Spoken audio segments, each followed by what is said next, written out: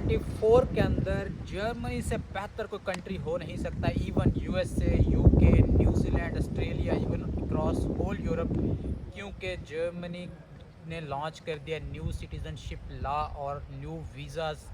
इस वीडियो को आखिर तक देखें। इस वीडियो के बाद आप ज़रूर जर्मनी के अलावा किसी और कंट्री का नहीं सोचेंगे। इवन जो परमानेंट रेजिडेंसी कनाडा की लोग सोचते हैं, ऑस्ट्रेलिया की सोचते हैं, न्यूजीलैंड की सोचते हैं, USA, UK. Watch this video till end you will find something useful from this video.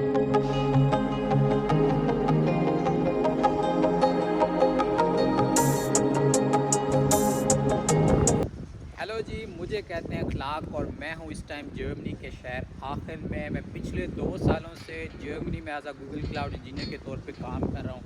आज की वीडियो जो है वो इतनी इम्पोर्टेंट है आपके लिए जानना कि आपको जर्मनी में क्यों मूव करना चाहिए 2024 में, या जर्मनी ही क्यों आना चाहिए। क्योंकि अब जो है जर्मनी गवर्नमेंट ने जो न्यू लॉ इशू कर दिया है जर्मन सिटीज़नशिप के हवाले से, डुअल सिटीज़नशिप के हवाले से, इसके बाद अब जर्मनी से बेहतर कोई कंट्री और हो ही नहीं सकता। इवन जो लोग कनाडा का सोचते हैं, इवन लोग यूएसए का सोचते हैं, यूके का सोचते हैं, ऑस्ट्रेलिया की पीयरशिप का लेने का सोचते हैं, न्यूजीलैंड की पीयरशिप का लेने का सोचते हैं, और अदर यूरोपियन कंट्रीज़ का जो सोचते हैं, इसके बाद आप जो है जर्मनी के अलावा किसी कंट्री का नहीं सोचेंगे। Watch this video till and. पहले हम डिस्कस कर लेते हैं कि जर्मनी ने क्या लॉ पास किए हैं अभी, जहाँ पे बाकी कंट्रीज़ जैसे यूके है वो चेंजेस कर रहा है, उल्टा रिस्ट्रिक्शन डाल रहा है। जैसे उन्होंने अपनी फैमिली बुलाने का वीज़े को यूके ने हटा दिया है कि आप फैमिली नहीं बुला सकते, हेल्थ वर्कर्स। इसी तरह से वो अपनी सैलरी की रिक्वायरमेंट्स बढ़ा रहा है कि इतनी सैलरी हो फिर आप फैमिली के लिए अप्लाई कर सकते। लॉट ऑफ कम्प्लेक्सिटी इंट्रोड्यूस कर, उतना ही जर्मनी जो है वो ईजीनेस कर रहा है। और बाकी यूरोपियन कंट्री से, यूएसए, यूके से, इवन के जर्मनी आसानियाँ पैदा कर रहे हैं, नए वीज़ाज़ इंट्रोड्यूस कर रहा है।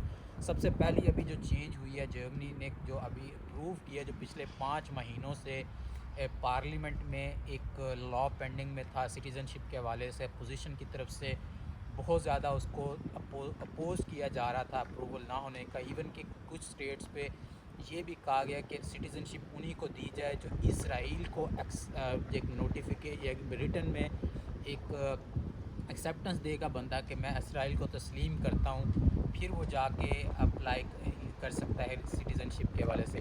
बट उन सब के बाद जो है वो सिटीज़नशिप का लॉ जर्मनी पार्लियामेंट में कल पास हो गया है। अब इसके बाद आप जर्मनी की जो पार्लियामेंट जो सिटीज़नशिप के लिए आप अप्लाई कर सकते हैं, उनके पासपोर्ट ले सकते हैं जर्मनी का आफ्टर 3 इयर्स मिनिमम, ठीक है।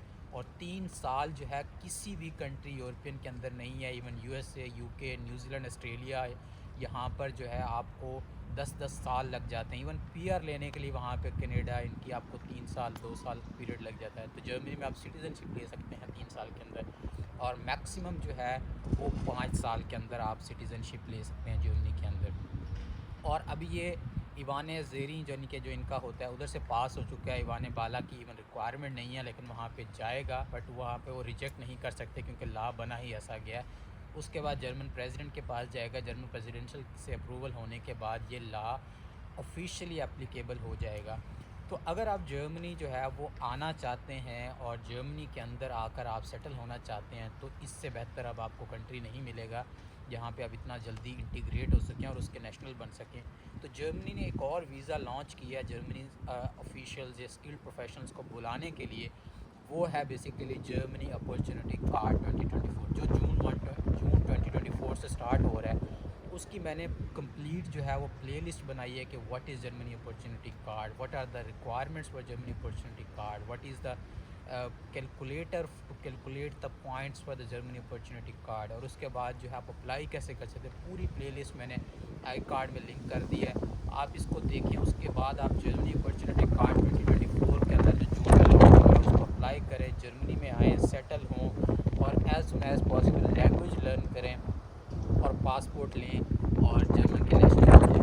इसके अलावा एक और लॉ पास किया जर्मनी गवर्नमेंट ने जो कि डुअल सिटीज़नशिप के हवाले से था। पहले जो है आप अगर जर्मनी की डुअल सिटीज़नशिप यानी कि पासपोर्ट अगर आप लेते थे तो आपको क्या होता था कि अपने होम कंट्री का पासपोर्ट ड्रॉप करना पड़ता था, लाइक पाकिस्तान और इंडिया का। बट अब ऐसा नहीं करना पड़ेगा आपको, क्योंकि जर्मनी गवर्नमेंट ने अब ये कह दिए कि आप जर्मनी का पासपोर्ट जब अप्लाई करें आपको अपने होम कंट्री का पासपोर्ट ड्रॉप नहीं करना।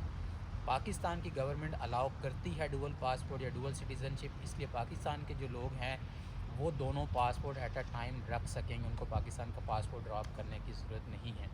बट अगर आप जो है इंडिया से है, इंडिया की गवर्नमेंट की तरफ से हर्डल है, वो डुअल सिटीज़नशिप का अलाउ नहीं करती, तो अब आपको या तो इंडिया का रखना पड़ेगा या जर्मनी का लेना पड़ेगा। बट इससे जर्मनी गवर्नमेंट की तरफ से कोई हर्डल नहीं है अब, जो कि पहले थी, अब आपकी इंडिया गवर्नमेंट की तरफ से हर्डल है।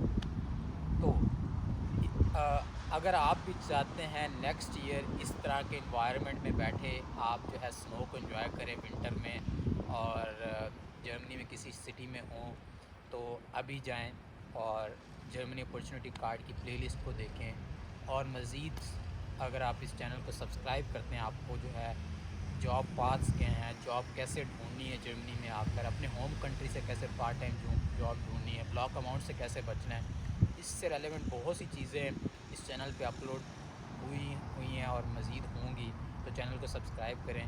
Thank you for watching, see you in the next video.